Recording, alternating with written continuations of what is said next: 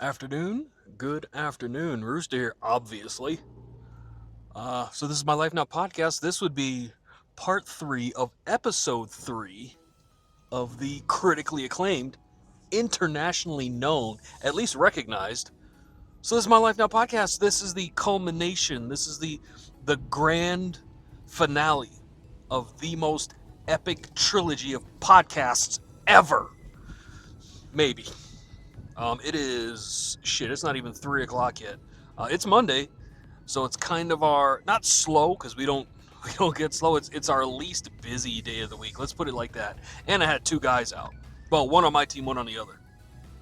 So we got done under my expert leadership and tutelage and coaching stuff. I told the fellas what to do to get done fast, and that's what they did. So I bet you're wondering what's going on with Beefy. She's on her way home, as far as I know, right now. Mammy's over there. Mammy's been giving me updates periodically throughout the day. And like I said, today's probably our shorter day of the week.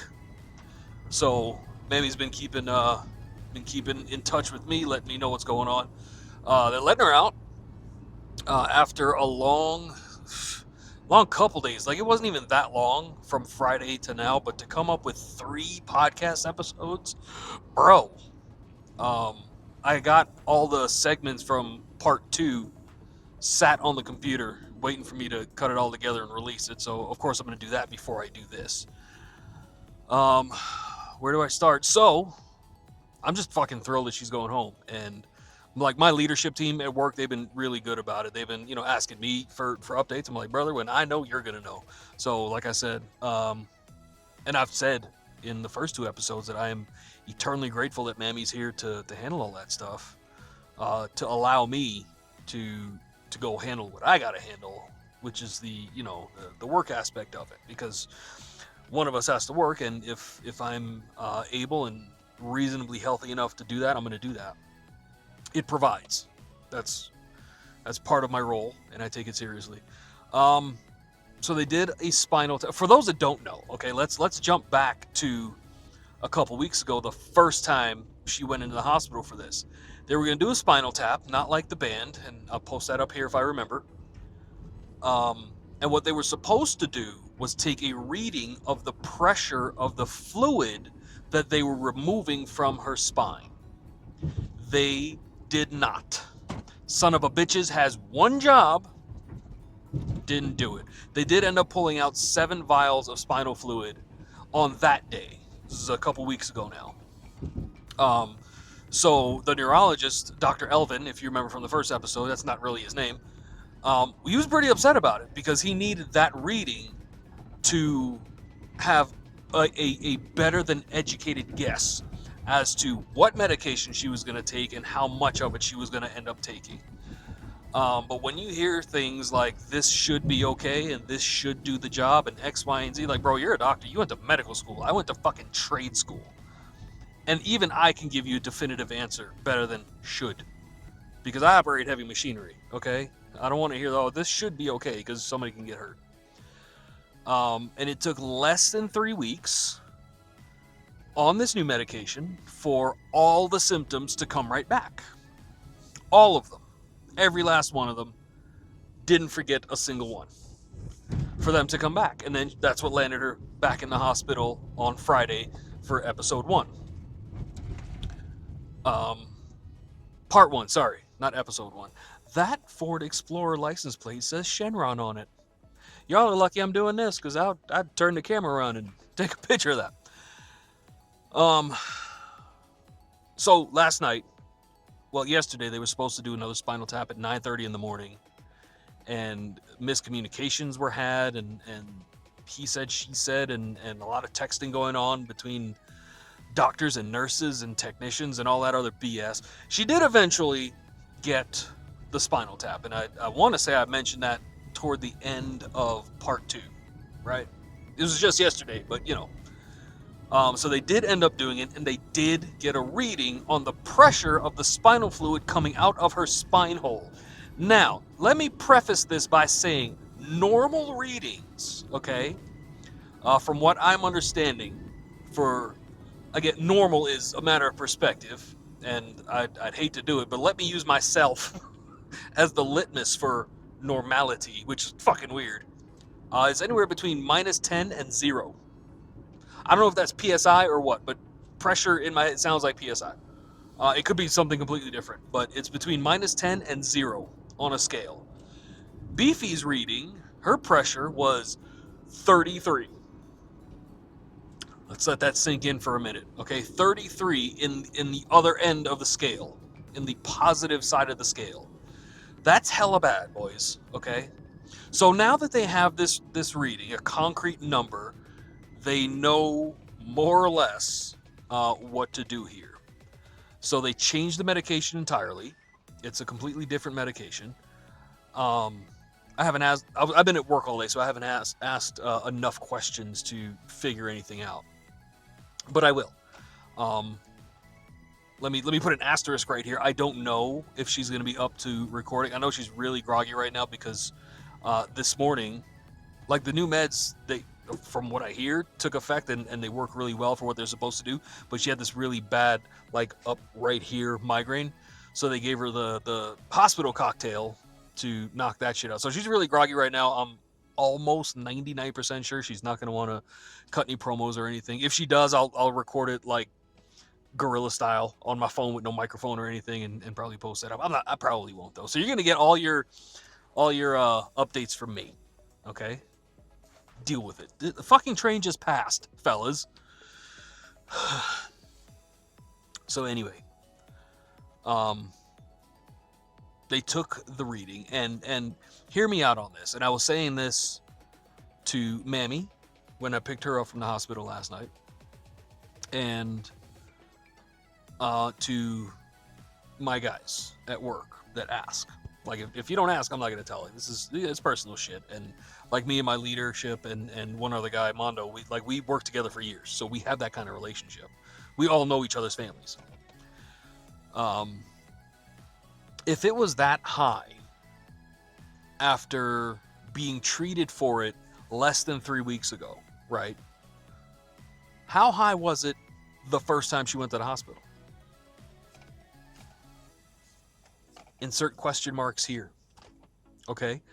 33 is, I would imagine, if normal is -10 to 0, 33 is absurdly high. It might as well be 1,000, I think.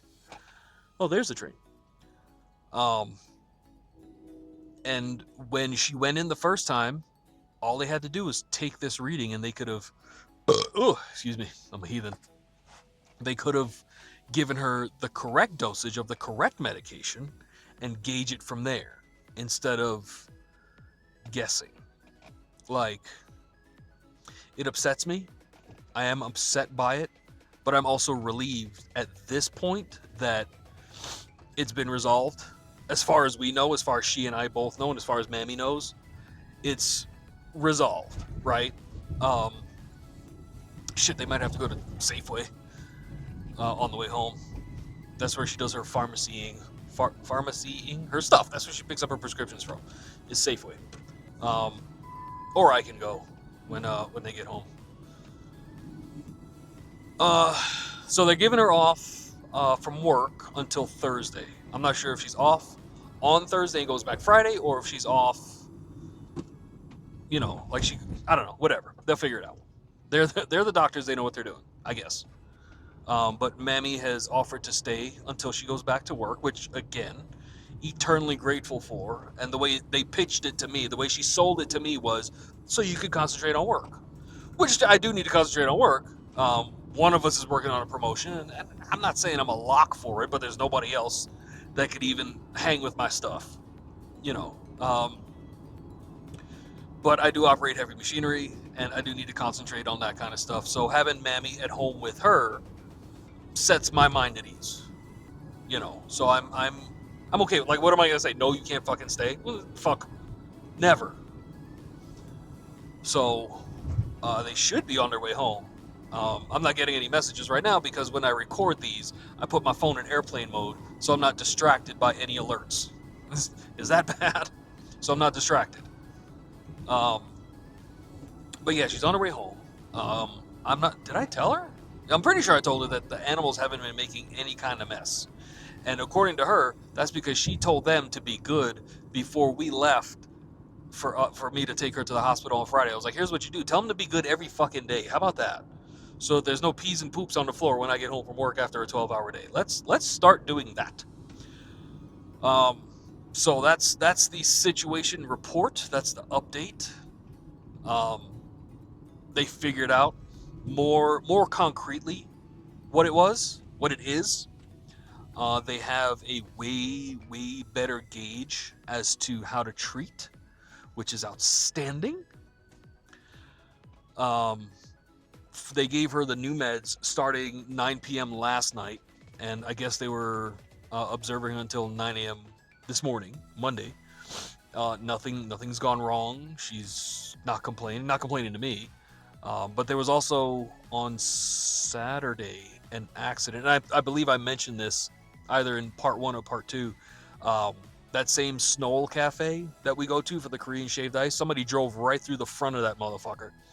And I found out this morning that 2 of the girls from work were there.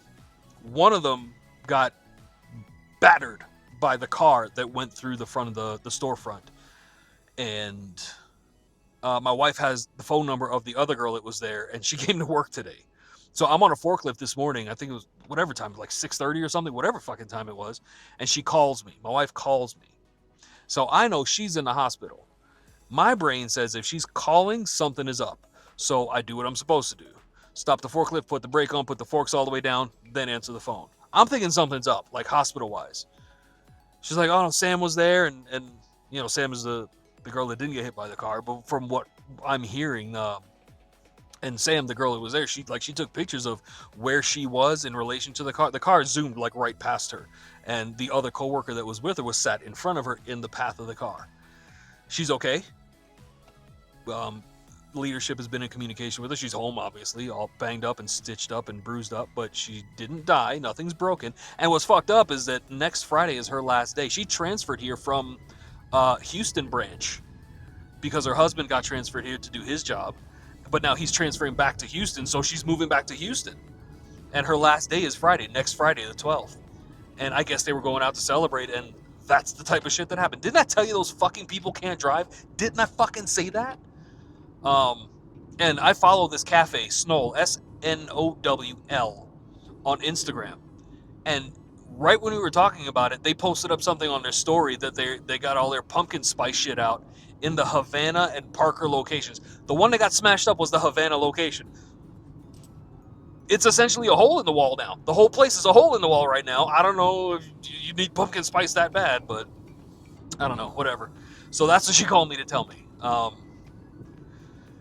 Also, I made I don't even know why I'm saying this. I made a bad financial decision yesterday. In part 2, I mentioned I went to the range for some group therapy. Didn't even do any shooting. We were all hanging out. We were all bullshitting around. And they have, if y'all saw Jurassic World 1, they have Chris Pratt's lever gun. Okay, a Marlin 1895 SBL. That is a short barrel lever, or whatever the fuck they call it. That's what SBL is.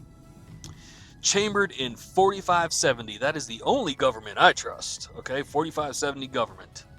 And you know what? My birthday's coming, so I put some money down on it. I don't want to say how much, but I did cut a video because it's a lever action, so you got to spin cock it, right? I blame Arnold for that shit. If I remember, I'll post it up right here. So fucking cool. So I'm going to get that for myself for my birthday. So she's going to get me a bunch of ammo, right? I would prefer, because now I'm getting this rifle, and it's going to be almost impossible to find 4570 for a fair price, but I'm about it. It's such a pretty gun. Google it.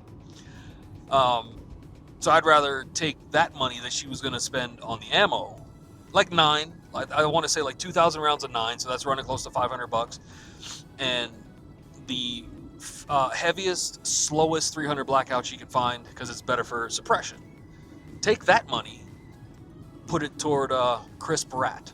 Now I named it that because it's Chris Pratt's gun from Jurassic World, the first one. I'm naming it Crisp rat. It's a play on words. So yeah, that's. I want to say I'm going to take advantage of her being medicated as soon as as soon as I get home. No, but it's for my birthday, and I believe me, I can't even tell you what I spent on her rebrand thing that she's working on, because I had planned to get her a pistol, one that she loved to death, and she sold it so that I could get my suppressor. She calls it our suppressor, but I think that's communist. Um, so I sold a bunch of guns to get that, and that pistol, the Springfield Armory Ronin, chambered in 9mm. It's a nice little handgun. If you get a chance to shoot one, fucking do it. It's all steel, full-size 1911 pistol that's chambered in 9mm, so it negates recoil. Like, you have negative recoil. So I was going to get her that because I was waiting fucking 2 years to have one come available for me to buy for her. And I told her I was doing it because she's going to want to know where that money's going. And I said, your birthday's coming. And like, she doesn't know, it's the day after mine. So she was like, yeah, cool, get it. But then she wanted this thing for her rebrand. So she asked me, she's like, can you get that money back? I'd rather use it for this thing. And again, I'm saying this thing because I don't want to spoil anything toward her rebrand. I'm like, yeah. Like, I don't know if I can, but I did my best, and I asked for a favor, and I got the money back and gave it to her for that. So for that, I would rather take the money she was going to spend on ammo for my birthday and put it toward this rifle. It's just fucking cool. It just is. Is there a car? Oh, they're not even here yet. They're probably on their way. So I'm going to turn my phone off airplane mode and check messages now that I'm home. But yeah, she's okay. They figured out, I want to say, as much as they could have, more than last time. Does that make sense? Like, they didn't figure shit out last time, and it got worse, and it came back like that in less than 3 weeks. So I want to say they did their best this time and fixed it, solved it. She's going to be home, what's today, Monday? She'll be home. Again, I'm not sure if she's going back to work Thursday or she's off until Thursday. Like, she goes back to work Friday. I'm not 100% sure. But she's going to be taking the new meds and gauging over the next couple days what's happening there. And I have Mammy's help, so that's going to be outstanding. But thanks for hanging out this long, right? It's a long trilogy, I know. But thanks for hanging out this long. Thanks for the support, the views, the likes, the comments. Comment, man. Comment. All that good stuff. Share if you can, right? Just copy and paste the link. Everyone that's finding me from the old days is like, oh, let me get that link and this and this and this, and they're liking and subscribing and all that good stuff. So share it, copy the link, paste it some fucking where, let somebody else see it. And yeah, I'm glad she's coming home. She's not home right now. I'm glad she's coming home. Yesterday, before Mammy and I left the hospital, she said, can we get Taco Bell when I go home? I'm like, yeah. What am I gonna say no? If you haven't tried their Cantina chicken stuff, the quesadilla, and it's pronounced quesadilla because Mick Jagger pronounces it quesadilla. You think you know better than Mick fucking Jagger? You don't. And what is it? Cantina chicken soft tacos. They're really good. I like the spice, whatever they use. So again, thanks for watching. Share this stuff, man. Like, subscribe, all that good stuff. Thanks for the continued support. And I'm gonna wait for her to get home. I'm pretty sure the dog's made a mess, so I'm gonna go clean that up. Take a shower. I'd like to cut episode 2 together while I'm home at fucking 3 o'clock in the afternoon. Like, I don't even know what to do with myself. I'm not hungry now. I had lunch not too long ago, so I'm gonna get some stuff done, and let's start the end screen, like right here. Right, thanks for watching. It's gonna pop up here. Like, subscribe, comment, all that stuff is gonna pop up here, and I dropped the opacity to 50. Yeah, it's been a long emotional weekend, like, and I feel like I feel better inside here and inside here, knowing that she's coming home, knowing that I have Mammy's help, and knowing that I have this outlet to get all this off my chest. You know what I mean? Like, she has enough to worry about. I don't need her to worry about me. And I tell her all the time, like, don't worry about me. And it's one of those things that you say, you know what I mean? Because she's having health related issues, but apparently mental health is a thing, and we live in the future now. I got to be more progressive than that. I got to start thinking about me up here, and I find that this is a real outlet for me. Okay, now cue the closing screen. Drop it to 50. Thanks for watching. Right up here. I feel that even if nobody watched, just creating this and putting it out there gets it from out of here and just into the world. You know what I mean? If you can identify with it, if you can empathize with it, if you can sympathize with it, let me know in the comments. But until the next one, Rooster says see ya. Okay, now we cut. Now, no more dicking around. Now we stop. 20 minutes in. Now we stop. Okay. When I reach up here, I'm turning the microphone off.